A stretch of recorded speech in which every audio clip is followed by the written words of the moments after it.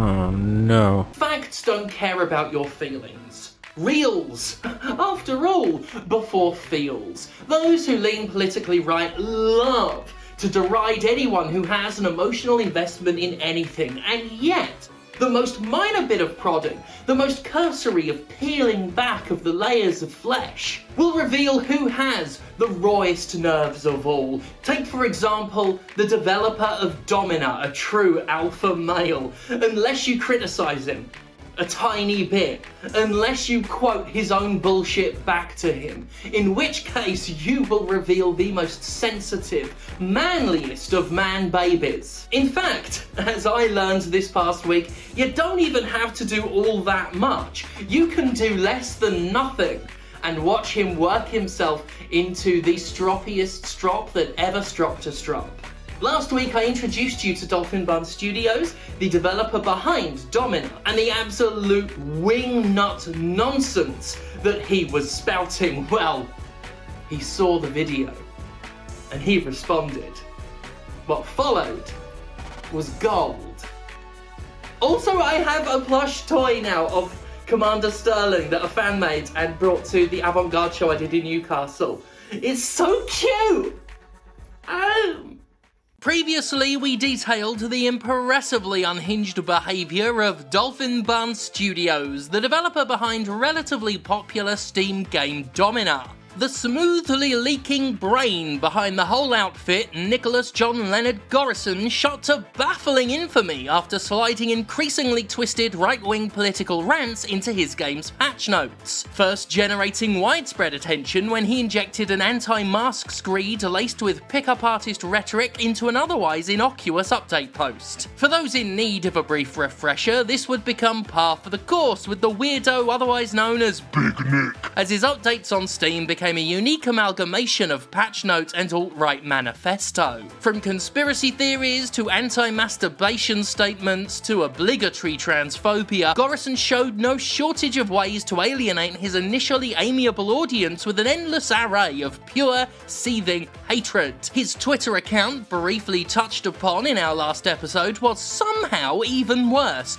dripping in yet more bigotry, including a heaping pile of anti-Semitism, along with desperate attempts to start fights with anyone politically left of himself, which is a lot of people considering he's basically a fucking Nazi. Anyway, his Twitter isn't available right now, and I'd say it was my fault, but as you're about to find out, I didn't do a thing. Stephanie Sterling did nothing wrong.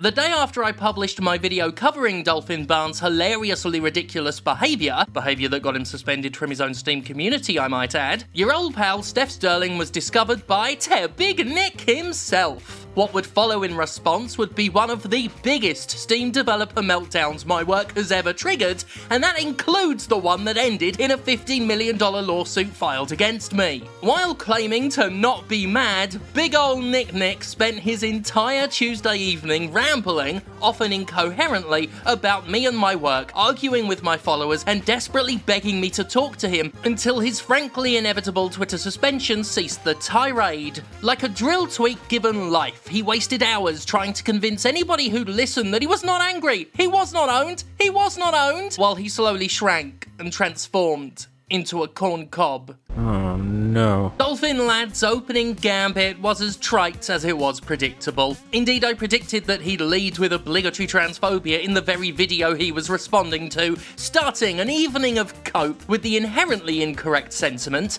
"Is Jim Sterling pretending to be a woman now?" Since he totally wasn't mad and didn't feel owned, you'd assume he'd just leave it at that wholly original and devastatingly sick burn, right? Oh no, my friends. Oh no. No, my friends. This was just the start. Indeed, without me exchanging a single direct word with him, I was about to become Nicholas John Leonard Gorison's entire fucking night. Steam's least likable developer quickly and eagerly started mocking the fact I'm a professional wrestler, a point he got himself particularly hung up on with multiple fevered tweets in a row, attempting to undermine the glorious career of Commander Sterling, who is also a wrestling promoter now. Spectrum Wrestling's first event, Rejoice, will be coming at you live from Sheffield on September 24th. Anyway, you can put the words professional wrestler in quotes all you want, doesn't make it any less true.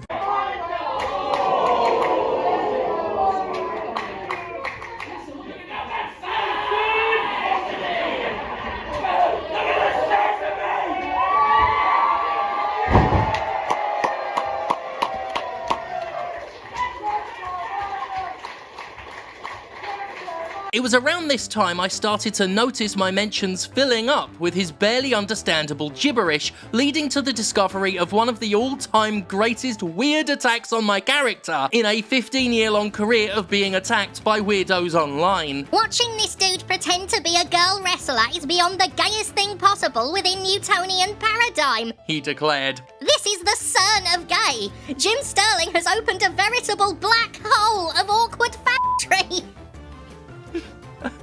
Okay. Remember though, he's not mad. He's never been mad. He certainly wasn't mad when I kept talking to other people about his outbursts without ever addressing him directly, but we'll talk about that barrel of fish in a moment. I honestly don't know what to pick next from the veritable cornucopia of corny coping this amazing little man has provided. His arguments with onlookers include such quotable gold as, "Your hero pretends to be a woman, so he doesn't have to make real decisions in life. Blind leading the blind. Stop worshipping false idols." I particularly like that when challenged on his anti-masturbation beliefs and offered the suggestion that jerking off can actually provide health benefits, he retorted with the t-shirt worthy, "Masturbation is not productive at all. Scientists will prove whatever you pay them to prove." I mean, yeah. It's sort of their job. While throwing his rank tantrum, he was also posting pictures of crusaders in shining armor, while claiming to fight back against the armies that his haters had sent to him, some of whom I'm fairly certain have no fucking idea who he is, lucky them. Doing little to disprove the suggestion I made last episode that he's obsessed with genitalia, he boldly declared, "No cocks equals no power. Change my mind." I mean, that's just fucking genius. Change my mind. It's one of the stranger ways to ask for sex in my book, but I sure hope the challenge gets him all the cock he needs. And remember, he's not even mad. Please don't put it in the papers that he got mad. Oh, it's also worth noting that while he was totally not mad, he was also blocking anybody who responded to him, as well as anybody who so much as liked a single tweet critical of him. This is because he was not mad. Totally and completely not mad. He said he wasn't mad, so we should believe him. After all, would an angry person say this to me? "Bro, I'm right here. You can interact with me as an individual human being if you want to, or you can pretend. Up to you." And it was at this point, dear viewer, that I realised I had him.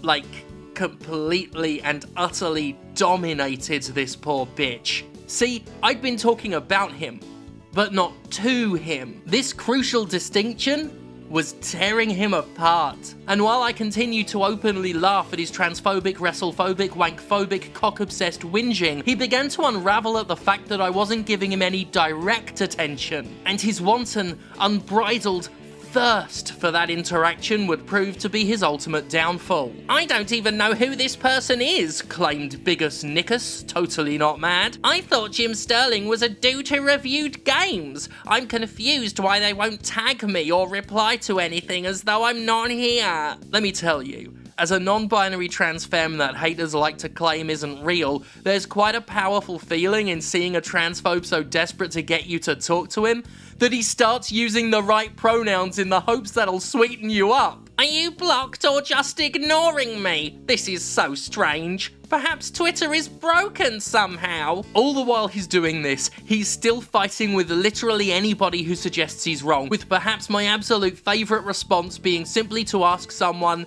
"Why is this sad?" Indeed, a tweet so poignant and beautiful, I'm considering having it printed in black and white and framed on my fucking wall. Anyway, the man who has spent years dehumanizing and othering trans people, gay people and Jewish people continued to whine about Mommy Stephanie not giving him head pats with increasing self-pity. They made a video about me and are talking about me like I'm not there. It's dehumanizing, and I didn't think Jim Sterling would do that, so thought perhaps his account was hijacked because it seems really different from what it used to be. This is around the time he tried to report me to Twitter for not paying him attention. Seriously. He tried to get Twitter involved to make me talk to him because of how totally not mad he was. This guy subtweets me and refuses to respond to any tweets. I think Jim Sterling's account has been hijacked. Someone should alert Twitter support. Amazing. Fucking amazing. Of course, the real irony in him trying to get Twitter's attention is that he was indeed getting it, just not in the way he'd hoped. His hours upon hours of hateful rambling were being reported by the people that his sustained tantrum against me had attracted. And when you're as full of bigoted rage as the developer of Domina, it turns out you violate a lot of rules. Bear in mind, not once did I quote tweet him, not once did I reply to him, not once did I so much as provide his username to my followers. All I did was mention that my replies were littered with examples of him acting out, then sit back and laugh loudly at him digging a hole deeper and deeper.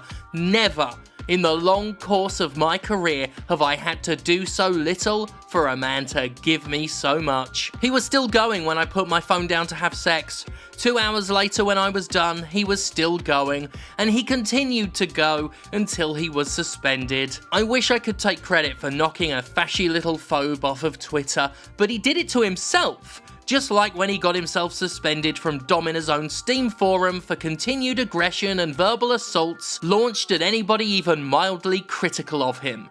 He is what I said he was, a sick, sad, tiny little boy, and he has nobody to blame for his continued impotent frustration at a world that won't take him seriously, but himself. Not that he's mad though.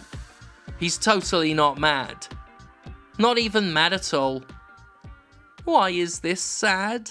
I don't know what it is about me that drives the boys wild, but it's been like this for years. I really do have to do very little to trigger massive tantrums among people who ultimately will troll themselves while I sit there and look relatively hot.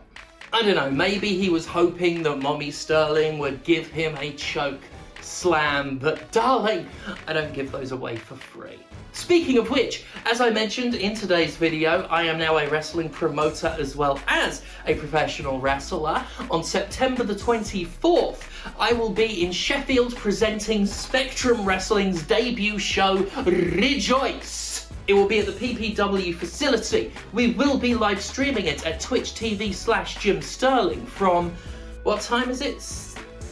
7? Pre-show for 6:30. Pre-show for 6:30, so the UK time. Yeah, good. It's going to be very exciting.